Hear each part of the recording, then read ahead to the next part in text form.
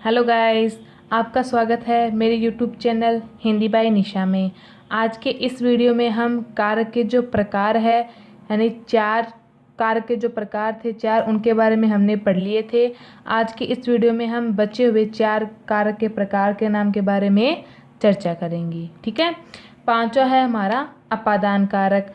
अपादान कारक में मैंने आपको बताया था कि कोई वस्तु जैसे अलग हो जाती है, ठीक है, अलग होने का बोध हो, उसी को ही हम अपादान कारक कहते हैं। ठीक है। जैसे मैं यहाँ इसकी डेफिनेशन लिख दूँ, जैसे कि जिससे किसी वस्तु का अलग होना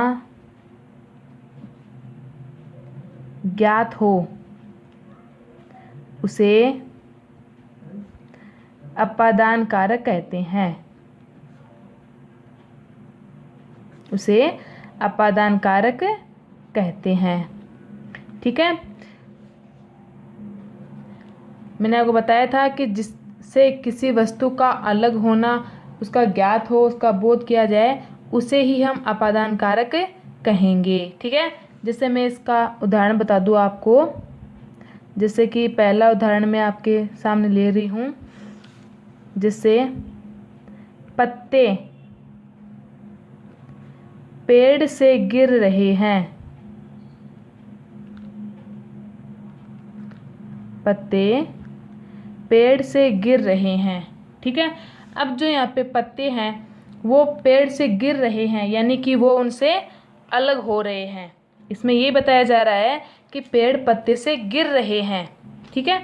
तो कोई चीज़ है, ठीक है, जो कि उनसे अलग हो रही है, यानी कि पेड़ से वो चीज़ अलग हो रही है। तो अलग होना, ठीक है, इसमें आपका क्या हो जाएगा, अपादान कारक हो जाएगा। और इसका से जो विभक्ति चिन्ह है मैंने आपको बताया था वो भी इस उदाहरण में आपके आ रहा है। ठीक है। और इसमें कोई चीज़ आपकी अलग भी हो रही है। तो पेड़ से पत्ते पेड़ से गिर रहा है, ये गिर रहा है, ये तो हो गई हमारी क्रिया, क्योंकि वो गिर रहा है। ठीक है। अब गिर रहा है, क्या गिर रहा है, पत्ते गिर रहे हैं। ठीक है। किससे गिर रहे हैं, पेड़ से गिर रहे हैं। ठीक है। तो इसमें हमारे हो जाएगा अपादान कारक। क्या हो जाएगा इसमें हमारा, अपादान कारक। ठीक है। यानी कि कोई एक वस्तु है जो कि दूसरी वस्तु से अलग हो रही है। ठीक है। जैसे इसमें एक और उदाहरण ले लें, जैसे कि बच्चे क्लास से बाहर निकल रहे हैं। ठीक है। अब जो बच्चे हैं वो क्लास से बाहर जा रहे हैं। ठीक है। यानी कि वो किसी स्थान से अलग हो रहे हैं। ठीक है। क्लास एक स्थान तो है, तो वो बच्चे जो है जो कि क्लास से अलग हो रहे हैं, यानी कि वो स्थान से अलग हो रहे हैं। ठीक है। तो उसमें भी हमारा अपादान कारक आएगा। ठीक है। फिर है हमारा छठा है हमारा संबंध कारक। क्या है छठा हमारा, संबंध कारक। संबंध कारक में क्या होता है, मैंने आपको बताया था कि संज्ञा या सर्वनाम के उस रूप को जिससे उसका किसी व्यक्ति, वस्तु, इन इन सब के साथ में संबंध का बोध हो या संबंध उनमें बताया जाए, उसे ही हम संबंध कारक कहेंगे। ठीक है। क्योंकि इसमें आपके नाम से पता चल जाता है कि कोई एक दो मतलब एक या दो वस्तुओं में या फिर एक दो व्यक्तियों में आपस में संबंध हो, उन्हीं में हमें संबंध कारक बताना है। जैसे इसकी डेफिनेशन लिख दूं, संज्ञा या सर्वनाम के उस रूप को जिससे उसका किसी व्यक्ति या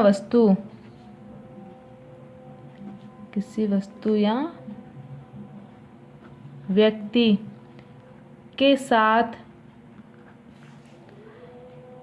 संबंध का बोध होता है,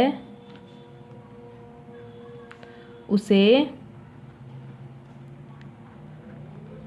संबंध कारक कहते हैं।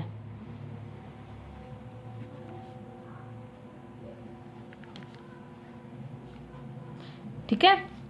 संज्ञा या सर्वनाम के उस रूप को जिससे उसका किसी वस्तु या व्यक्ति के साथ संबंध का बोध होता है उसे ही हम संबंध कारक कहते हैं। ठीक है। जैसे कि आपको मैं एक उदाहरण बता दूं यहाँ पे, जैसे कि पहला उदाहरण मैं ले रही हूँ कि मोहन की बहन आ रही है। मोहन की बहन आ रही है। ठीक है। आना यहाँ पे एक क्रिया है। ठीक है। आना यहाँ पे एक क्रिया है। अब आ रही है, लेकिन कौन आ रही है? मोहन की बहन आ रही है, यानी कि इनमें भाई बहन का संबंध बताया जा रहा है कि मोहन की जो बहन है वो आ रही है। ठीक है। तो की जो है वो हमारा विभक्ति चिन्ह भी है, मैंने आपको बताया था, है ना। तो इसमें इन दोनों का संबंध बताया जा रहा है और भाई बहन का संबंध बताया जा रहा है, तो इसमें हमारा हो जाएगा संबंध कारक। ठीक है। मोहन की बहन आ रही है तो इसमें भाई बहन का संबंध है, तो इसमें हम करेंगे संबंध कारक। ठीक है। जैसे कि एक और उदाहरण मैं आपको बता दूं कि मथुरा के बाज़ारों में बहुत भीड़ रहती है। ठीक है। तो भीड़ रहती है, वो कहाँ रहती है? मथुरा के जो बाज़ार है उनमें वो भीड़ रहती है। तो ऐसी स्थिति में हम संबंध कारक का प्रयोग करेंगे उसमें। ठीक है। अब हमारा सातवां जो प्रकार है वो है हमारा अधिकरण कारक। कौन सा है? अधिकरण कारक। अधिकरण कारक में मैंने आपको बताया था कि क्रिया के आधार का जिसमें बोध हो। ठीक है। क्रिया जो होती है तो उसका जो आधार माना जाता है, क्रिया किस पे हो रही है उसका हमें ज्ञात होना जरूरी है। तो वो चीज़ें इसमें जो बोध होती है उसी को ही हम अधिकरण कारक कहेंगे। इसमें इसकी डेफिनेशन लिख दूं।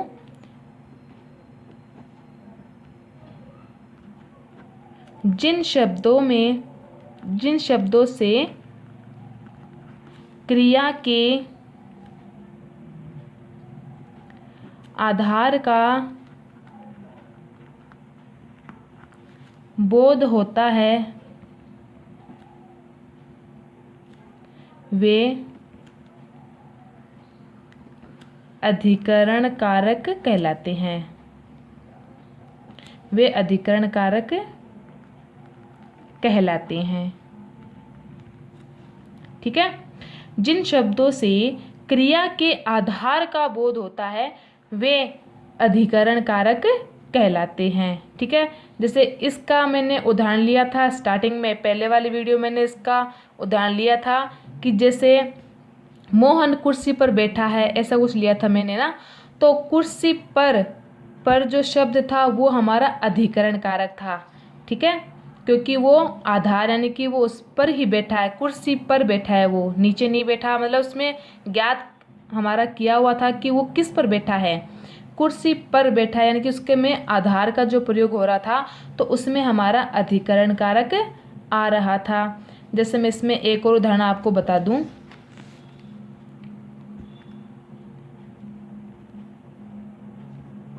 जैसे दूसरा उदाहरण मैं ले लूँ यहाँ पे, जैसे मछली पानी में रहती है। मछली पानी में रहती है, रहना भी एक क्रिया हो रही है। ठीक है। क्योंकि रहना एक क्रिया है हमारे। कौन रह रही है उसमें? मछली रह रही है। ठीक है। कहाँ पे रह रही है वो? पानी में। कहाँ पे? पानी के, यानी कि पानी के अंदर रह रही है वो। ठीक है। तो पानी में रह रही है। और अधिकरण में मैंने आपको बताया था कि में, पे, पर, ये सब जो चिन्ह हैं वो हमारे विभक्ति चिन्ह में भी आते हैं। ठीक है। जैसे एक और उदाहरण होता है कि राजेश पहाड़ पर गया। ठीक है। तो राजेश गया है, लेकिन वो कहाँ गया है? वो पहाड़ पर गया है। ठीक है, तो पर शब्द हमारा इसमें आ रहा है, तो इसमें भी हमारा अधिकरण कारक आएगा। ठीक है, जैसे एक और हो गया, जैसे पर का मैंने बता दिया। ठीक है, जैसे कमरे में पंखा चल रहा है। ठीक है, तो पंखा चल रहा है, लेकिन वो कहाँ चल रहा है? कमरे में चल रहा है। ठीक है, तो में जो शब्द हमारा आया है वो हमारा किस में आएगा? अधिकरण कारक में आएगा। ठीक है, अब हमारा लास्ट का जो है वो है 8वां, जो कि संबोधन कारक। क्या है वो? संबोधन कारक। संबोधन कारक का मैंने आपको बताया था कि इसमें किसी को संबोधित करके कहा जाता है। ठीक है, जैसे इसकी डेफिनेशन लिख दूं मैं कि वाक्य में संज्ञा के जिस रूप से उसे बुलाने, पुकारने या सावधान रहने का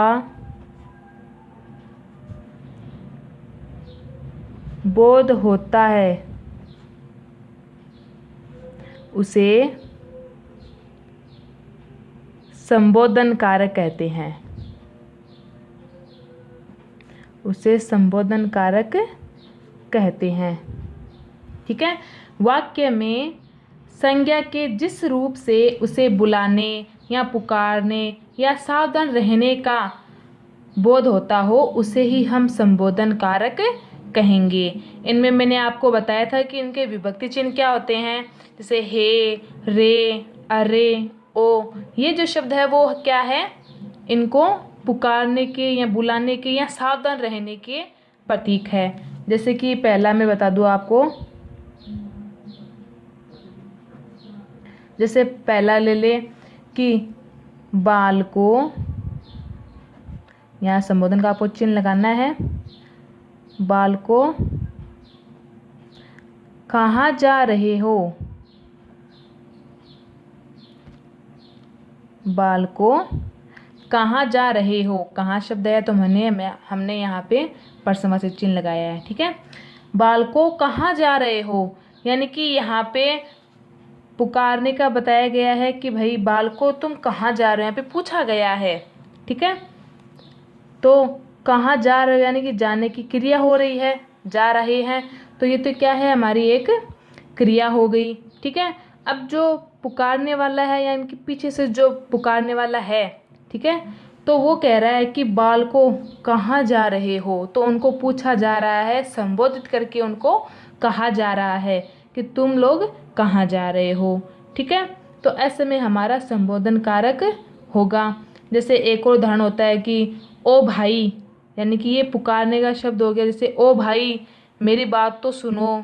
ठीक है, और जैसे संबोधित करते हैं, जैसे भावपूर्वक से हम कहते हैं कि हे भगवान मेरी पुकार को सुनो, जैसे। ठीक है, ये शब्द हो गए। या किसी का नाम लेके हम संबोधित करके कहते हैं, या फिर किसी को भावपूर्ण कहते हैं, जैसे भगवान को कहते हैं हे राम, हे भगवान, मतलब जो भी हो, तो वो सारे शब्द जो है वो किस में आते हैं? हमारे संबोधन कारक में आते हैं। ठीक है, जैसे लिख दूँ एक उदाहरण, जैसे मैंने यहाँ पे लिखा है दूसरा उदाहरण, ओ भाई मेरी बात सुनो। यहाँ पे संबोधित करके कहा जा रहा है। ठीक है, यानी कि कोई जा रहे तो उनको पूछा जा रहा है कि अरे भाई तुम मेरी बात तो सुनो। ठीक है, तो ये जो शब्द होते हैं वो हमारे क्या होते हैं? संबोधन कारक होते हैं। क्या होते हैं वो? संबोधन कारक होते हैं। ठीक है, इस वीडियो में हमारा कारक का जो टॉपिक है वो कंप्लीट हो गया है। ठीक है, कारक हमने पढ़ा था कि कारक किसे कहते हैं। ठीक है, और कारक के प्रकार कितने होते हैं, उनकी विभक्ति चिन्ह कितने होते हैं, और कारक के कितने प्रकार होते हैं, और कारक की पूर्ण रूप से परिभाषाएं और उनके उदाहरण मैंने आपको इस वीडियो में पूर्ण रूप से बता दिए हैं। ठीक है, और नोटबुक के लिए सब बच्चे पूछ रहे हैं, तो नोटबुक का ये है कि आप लोग या तो रफ में कर लो, अगर रफ नोटबुक नहीं है, कोई कहीं पे गया हुआ है तो वो अपनी मतलब या तो नई नोटबुक डाल सकता है, अगर नई नहीं है पिछले वाले साल की है तो वो पिछले साल की नोटबुक जो है उसमें कर ले। अगर नई वाली नोटबुक में करोगे तो वो आपके लिए ज़्यादा अच्छा रहेगा, क्योंकि आपको फिर दोबारा से ये काम करना नहीं पड़ेगा, केवल ये क्लासों में समझा दिया जाएगा। ठीक है, तो आज के लिए इतना ही, धन्यवाद।